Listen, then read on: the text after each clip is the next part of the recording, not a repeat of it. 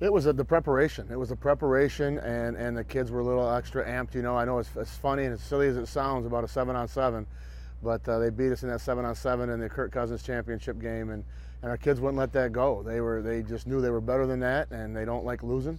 And for us to be back on the same path again for a regional championship meant a lot. So it gave our kids a lot of great extra juice. And at this time in the season to play 12 games.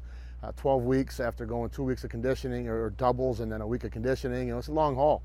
And just for some reason, these guys have got a nice little swag about them and a belief about them and a resurgence of energy at this point in time. But defensively, I thought we played a phenomenal game. But I think what helped us the most is, our offense put together a 12-13 play, 8-minute drive, and then put pressure on them right away. And then we got a nice 3-and-out. And then we scored again, and then the special teams played a factor. So, we talk about 4 phases of the game.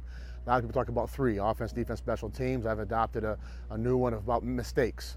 There's the 4 phases, the mistake game, then there's and we were able to minimize our mistakes, and then every time they made one, we were able to score off those turnovers and get points. And when you play a team as great as they are, I'll be honest, I've said it before, we're good. We're a good football team.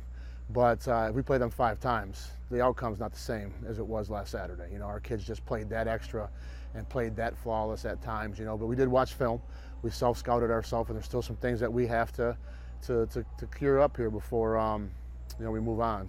But just a great high school football game to be a part of and watch our kids play from kickoff to kick return to punt to offense, defense, almost like you said, kind of a flawless game at that level.